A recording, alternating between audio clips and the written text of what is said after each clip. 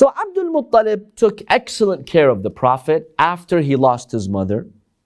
He would not eat unless this young boy was with him. He would tend to his needs. He would protect him as much as he could.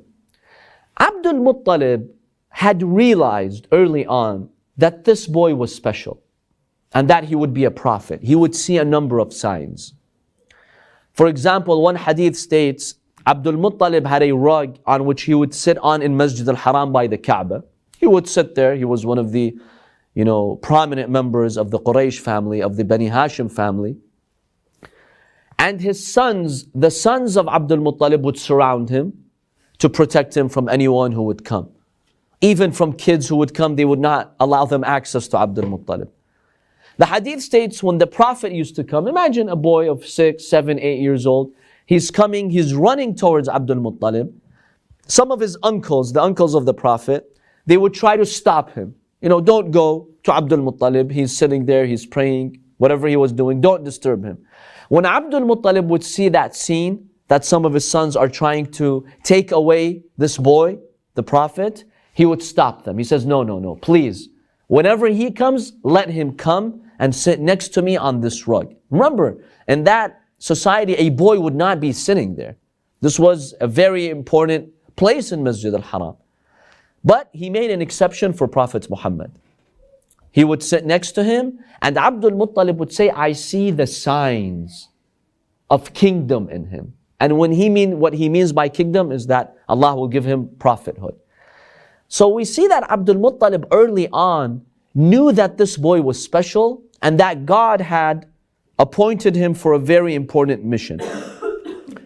One hadith states one time, Abdul Muthalib asked the Prophet, he was a boy, maybe about 8 years old. He told him, I have a few camels, maybe in a farm, in an area. Please go look after them. Some of them are missing. So this young boy, he goes, he's looking after those camels, trying to gather them. But it takes him a while before he comes back. Abdul Muthalib starts worrying. What happened to him? Why did it take him so long?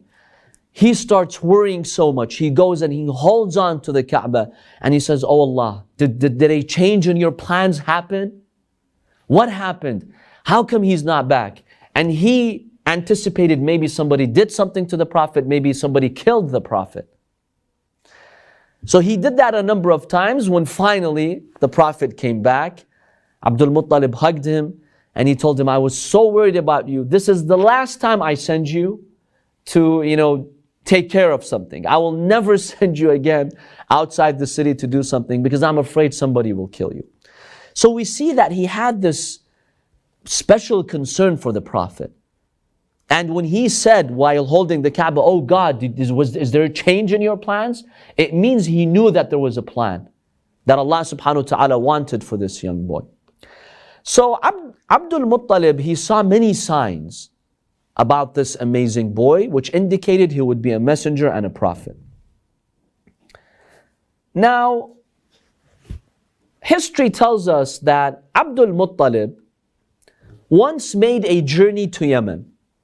There was a famine, there was a problem in Mecca, severe poverty. They did not have crops or food.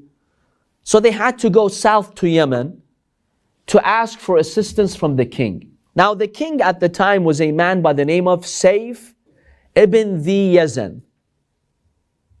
Sayf was the king of Yemen at the time. So they went to him, they visited him, and they asked him to give them some food to take back to Mecca. He took the Prophet with him, this young boy Muhammad, he took him with him to that trip. That king, Sayf, he saw this young boy and he was very interested in him. He kept looking at him, examining him very, very precisely, looking at him very carefully. Then he pulls Abdul Muthalib to the side and he tells him, look, there's something special about this boy. Apparently he was Christian and he had knowledge of the Bible. He told him, I've read in my books that the last messenger has a number of signs. I see these signs in this boy.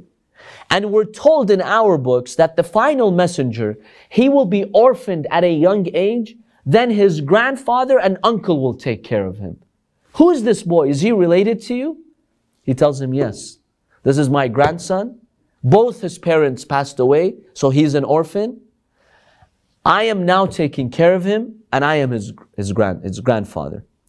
Saif tells him, look, I'll share this secret with you. Your grandson will be a messenger. It's mentioned in our books. So take good care of him.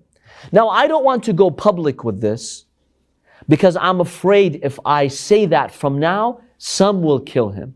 And according to this hadith, he says specifically some of the Jews. They will try to kill your grandson. So take extra caution. Take precaution in raising your grandson. And I know that I will not make it. He was old at the time. I will not make it by the time this grandson becomes a messenger. But know, O Abdul Muthalib, that if I were alive, when he would announce his mission, I would use my government and my army and all of my resources to come and help him. Because he is the final messenger. So Abdul Muthalib would constantly see these signs that there's something special about this baby, this boy. Even others, kings, from their own books, they have signs about him. So Abdul Muthalib had a very special relationship with the Prophet. They go back to Mecca. Now at the age of 8, so 2 years after the Prophet loses his mother, Abdul Muthalib was now old at the time. He was over 80 years old. Abdul Muthalib, at the age of 82, he passes away that year. The Prophet was how old at this time? 8 years old. So when the Prophet was 8 years old, he loses his grandfather. And this was a very tragic event for the Prophet. Imagine, he didn't have a father. He lost his mother 2 years ago. Now he loses his guardian, his protector, and the one who takes care of him. Before Abdul Muttalib passes away, in his will, he makes a request for his son Abu Talib to be the caretaker of the Prophet. Now, Abdul Muttalib had many sons. His oldest son was Harith. His wealthiest son was Abbas. But he did not choose any one of them. He chose specifically Abu Talib, the father of Imam Ali, to take care of the Prophet and to raise him. Because Abu Talib was known for his faith, for his wisdom, and for his high status. So Abdul Muttalib found him to be the most appropriate son to take care of the Prophet.